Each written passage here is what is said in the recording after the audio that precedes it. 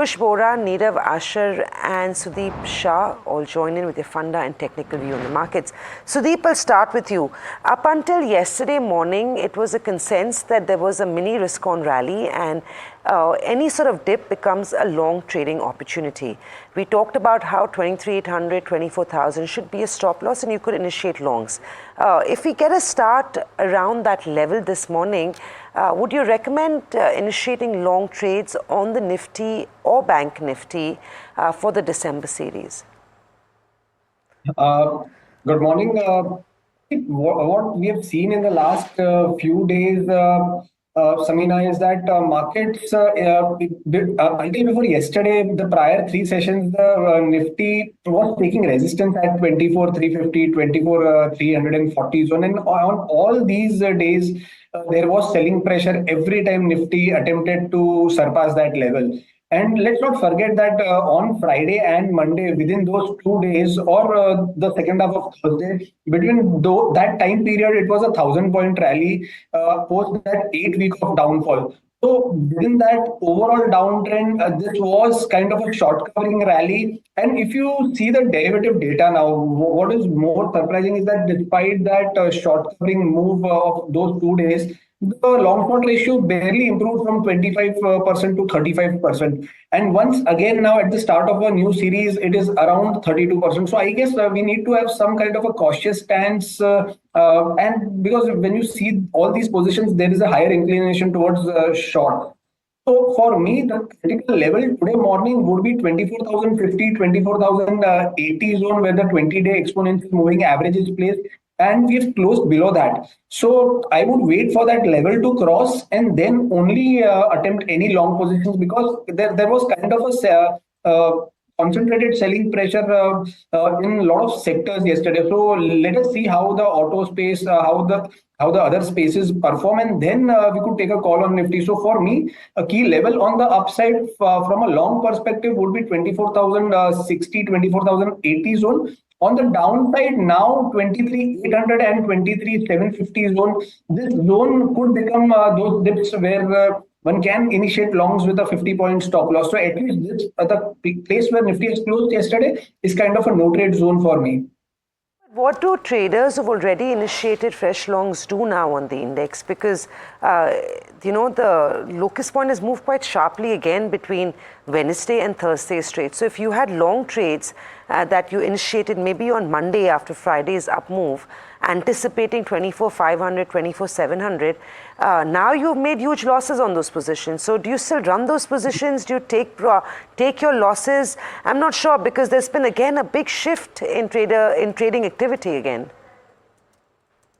Samina, then the stop loss has to be 23,750. That level has to be watched out, because if that level is crossed on the downside, it's broken, then I feel the next level which the index could retest would be closer to 23,450, 23,500, where the 200-day EMA is placed. So 23,750 now has to be the stop losses for all longs, whether it is initiated yesterday or whether it is initiated in the last few sessions. So that zone now has to be closely watched, 23,750.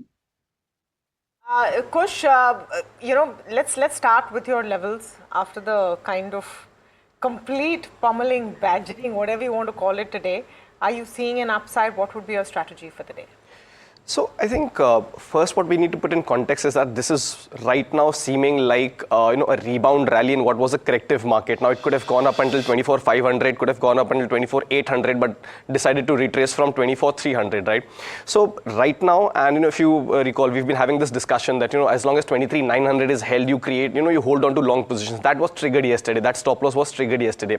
So you wait. I agree with Sudeep. Maybe my levels are slightly lower. He suggests 24,060. 80. If the market even sustains above 24,000 for some time, that's not a bad time to go out and create long positions. My stop loss will remain same around 23,900 mark. If you're not able to conquer that level again today, maybe on Monday, then perhaps a sideways move with a negative bias is on the card. So I'll wait and watch. I'm not reading too much into the move that we saw yesterday. I think more than the fact that we closed lower, it was the ferocity with which we closed lower is what is creating a lot of panic. So I will wait. I will still look for long opportunities, but at the moment on the higher side, once we conquer 24,000 and are able to sustain above that. So till 24,000, you're doing nothing? No, we're not doing anything. Yeah, we're not doing anything. On the Nifty? On the Nifty, we're not doing anything because, 24,800 thereabout remains to be a good support zone. So the downside is anyway, taken out on the move that we saw yesterday. Right? 23,800. So the position, because I think we spoke on Monday, Tuesday, Yes. and it was a blanket go long on the Nifty. Yes. Now those positions are in a loss this morning. You're recommending the viewers to stay put for now till the stop loss is taken out? So for those positions, 23,900 was the stop loss that we discussed that got triggered. So you if would someone's, say, so if someone's but on closing basis, we've still closed above that, no? Barely. I mean, if I'm taking hard from that fact, then yes, then you still hold on. Yeah. Maybe you could push it a little lower just to factor for the volatility, 23,800, 850 kind of levels. But for that position, at least 23,900 stop loss is triggered. So I'd perhaps move out of that position and wait for a rebound beyond 24,000. Yeah. Stocks this morning. A long and a short. KFin Tech, the stock's actually done very well over the last couple of sessions. The volumes have also picked up. There was a resistance around the 1150 mark that has been taken out. So from a near-term perspective, 1195 and 1235 are the targets to play for. 1115 is where you place that stop loss. Now, on the short side, I've got Bajaj Finserv. While a lot of stocks had seen a meaningful recovery, a positive divergence, none of those really played out for this. And yesterday, again, on the back of very strong volumes, the stock has actually dipped. Positional support comes in at 1540 odd levels, so that's where you place your second target, the first one being 1560. 1606 is where you place that stop loss, and this is, mind you, for the December futures contract. Okay. Sudeep, sorry, have you done your picks? If not, can you share your stock ideas? Yeah, done with the pick. Done with the stock ideas. Okay, sorry, I missed it, Sudeep. Okay. Yeah, the first stock that is on my radar is Polycab. Now, this stock, despite the weak markets yesterday or when the markets were facing resistance, this stock has once again shown exemplary strength. The relative strength has been much higher, and the stock has now managed to cross and sustain above its intermediate swing high of 69.50, 7,000, which was there in the first week of November. So the kind of strong closing, 4, 5 higher top, higher bottom formations on the daily chart. I feel that this stock could do well going into the December series. The rollovers also have been pretty strong. So 7050 would be the stop loss for Polycab, and on the upside, we are eyeing around 7300, 7350 levels as the target. Now, we also feel that while there was quite a lot of selling pressure across the F&O space yesterday, there were a lot of mid-caps which are still holding out. So one from the mid-cap space would be Aegis Logistics. Now, here this stock has broken out of a long consolidation. Maybe since August month, the stock was in this zone between 860 and 700 on the downside, and without any critical downside, any strong downside. So post that, now we've seen the... Those are the two ideas, though. We're losing Sudeep Shah, but Aegis Logistics, which was up yesterday, so that's one, and Polycab is his other idea, so watch out for those two.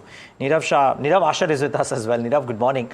Amongst the sectors in focus this morning has to be insurance, because while this sector got slam dunked yesterday, life insurance that is, there are some clarifications coming that abhi tak it's not happened, right?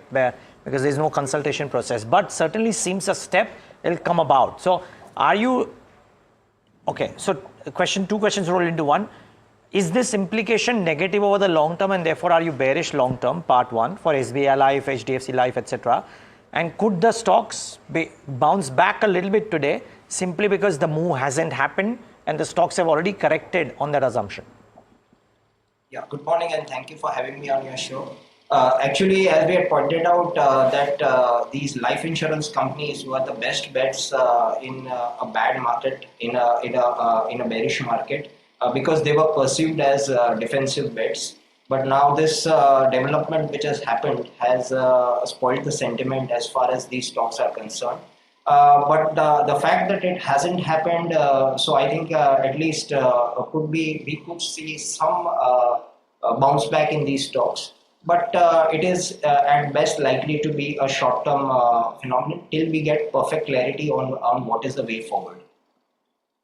Nirav, okay, that was one bit on insurance. The other conversation we've been having in the studio as well is how would you look at the announcement on Z?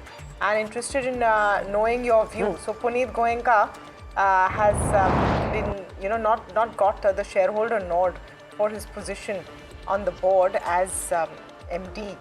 50.4% shareholders voted against him. How would you look at that for the stock today?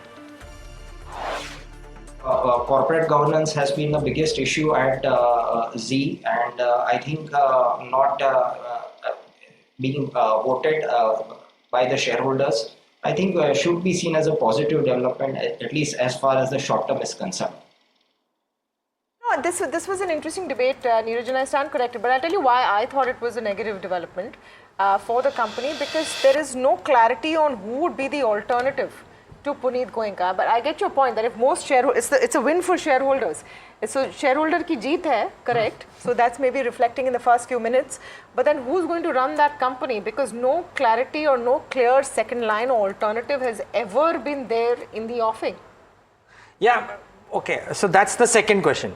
And you may be right over the long term, who knows, it may hit. But for the short term, near term, the street may just feel that in perception that, Puneet Goenka not being appointed by shareholders, so therefore, would the collective body of the shareholders have some other thoughts along with the board? Can they have a sharp, in a 140 crore population, surely we'll find somebody to do that. So if he did that, if your concern is valid. If that was true, then there would be no political dynasties in this country. There would be no dynasties in businesses. That's for another day. But okay, now since we've seen the first rates open up, just a quick look at how markets are behaving, and very, very early minutes yet. But is the mood severely negative today? Maybe in the first second or so. The question really is, will you see a bit of a pullback? And I want to come to you, Sudeep, on that question, and then let's just look at an M&M. There's another stock which is on our radar, again has clarified that they did not get that 7,200 crore notice. We don't know if they're going to or not. They've said we've not got it as of now, so it's false. Slight bump up in the first minute of trade, but how are you looking at M&M as a buy on the charts? And then let me extend that to anything else you're tracking in auto. Morning, Tamanna. Tamanna, what we are seeing here is that, is that post the last 4 days, we have been seeing M&M being under pressure right from 3,100 levels.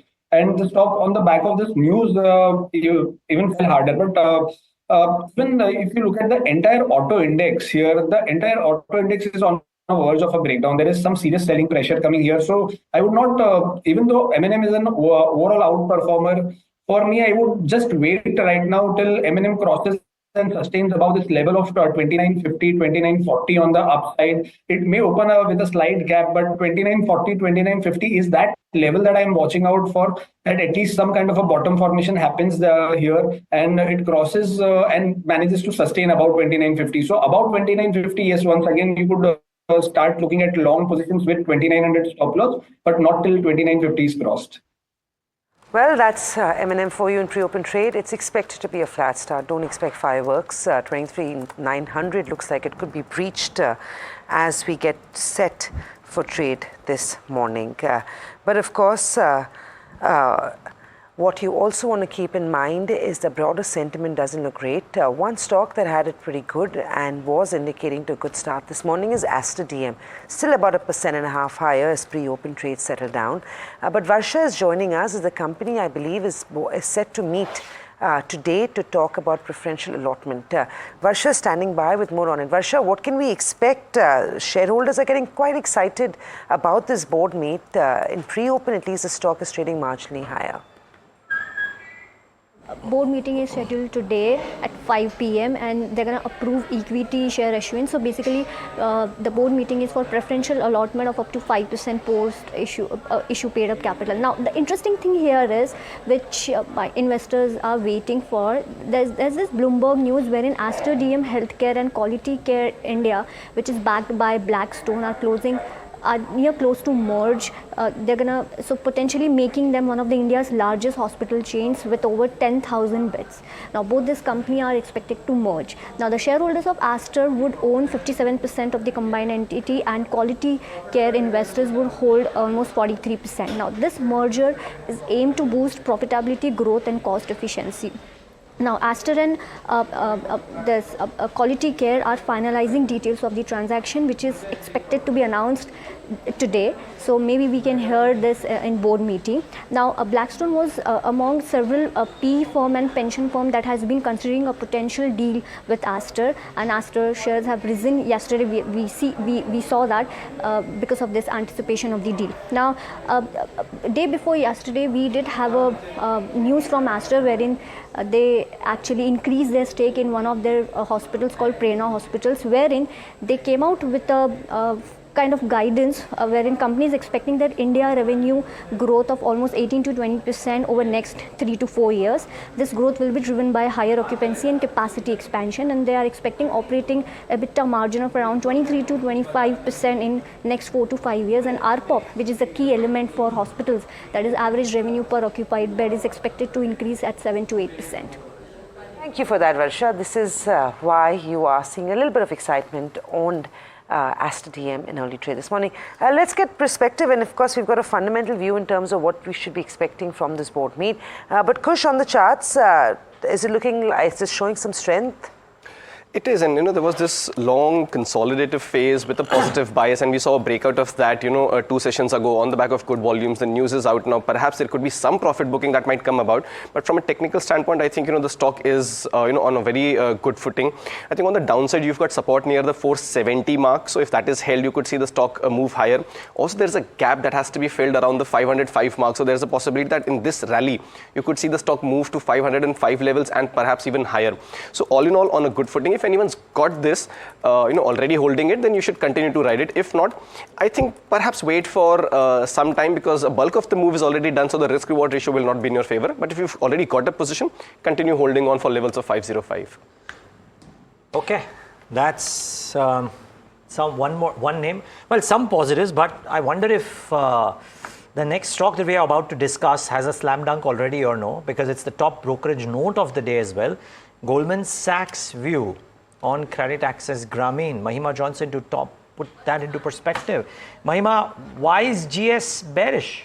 Right, Neeraj, as you rightly mentioned, it's the top brokerage call of the day, and they've double downgraded the stock to sell from buy, and they've cut the target price to 564 from 1426. So this poses a 42% downside from its yesterday's closing. Now, why it's bearish? They expect a further buildup of stress due to over leveraging in the industry overall. What they're saying is that they are negatively surprised by the accelerating decline in the asset quality in Q2 FY25. And lastly, they also are of the view that the recent sector derating as a structure is structural rather than a cyclical change. So these are the 3 key reasons why Goldman Sachs is really bearish on credit access Grameen. All right, thank you so much for that. Credit access Grameen seeing a bit of pain. So, look at the financials today. And Nirav, let me come to you on that. We spoke earlier in the morning about microfinance institutions. There's this clear take on credit access Grameen. We're looking at the life insurance play overall. Is financial something that is giving you a little bit of worry right now? Or what would be your top picks in this space? Would you look at it right now? Yeah, I think it's better to stay away from the tier 2 players, and I think be focused on the frontline stocks. And I think there, of course, the private sector banking space is looking quite attractive. And other than that, we've been looking at stocks selectively, stocks like Bajaj Housing Finance or Jio Financial Services. That's about it. Rest of the pack we have been avoiding. Well, thanks for that, Nirav. Well, it's looking like it's going to be not such a great start this morning. There'll be pockets of interest which would look good. Sudeep, quick check. IT looked sold off yesterday. Now, does this become a good candidate for a bounce back? Would you consider initiating fresh longs and maybe a TCS, Infosys, LTI, Emphasis, anything you like really for the December series? Out of the IT stocks now, yesterday we saw these stocks getting battered, and from higher levels there was some selling pressure. But yes, out of these IT stocks, I would go with HCL Tech and Infosys to be added on dips, because both have now shown some good strength. HCL Tech was, as it is outperforming, it was just the first day of that profit booking move yesterday. So while if you go about the levels, then HCL Tech 1810, 1820 will act as a support on the downside till the time this is held. 1810 is held, we could see a bounce back till 1900. And if we even just have a look at Nifty IT also is above its 20-day exponential moving average, which is placed somewhere around 42,500, 42,600 mark. So till the time this zone is held, I feel that there could be some consolidation, and post that once again the trend could be resuming on the upside. Okay, well, 5 minutes left for the markets to kickstart. We're gonna have a rocky, if not a rocky beginning, a flat beginning, not a rocky beginning, quite unlike yesterday. But the point being, can the market breadth hold out? Because yesterday too, the breadth was in the green, even if the markets largely were in a bit of a tizzy. So that's insurance is one. Even though Kush, if we have spoken, I want to pull up Z Entertainment firstly, and I know we've spoken about it twice already, but Z becomes a very active stock. And Kush, even if we've spoken about it, now that we know the rate to Z, it's 129, it's opening 4.5% higher. It's no longer as trader friendly a stock as it used to be. Would you trade it this morning at these levels?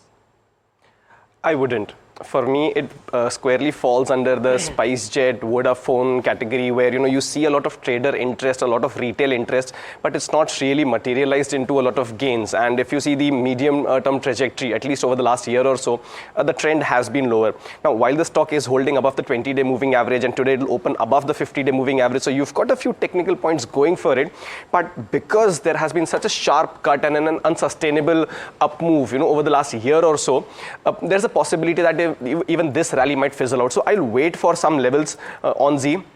Broadly, that level comes to 140. If that is taken out, if that is sustained, will you see a move higher? But up until then, this could be a trading bounce which could be sold into. So I will not initiate a long position on Z just yet. Kush, I don't even think traders have made money on Z. This is such a difficult stock. Forget fundamental investors. I have not heard of a single technical trader as well who's actually gone on and said I've made money on Z. This one, best avoided. The stock might be up 5% in pre-open trade, but it's not here to stay, is what we can all agree. IT has done okay. I want to quickly get a view on HDFC Bank. Sudeep, yesterday actually the week has been pretty good for HDFC Bank. This morning as well, it's around 1800. Good level to get into. Couple of brokerage calls that have upgraded the stock. But for 50-100 rupees, would you go long for December on HDFC Bank?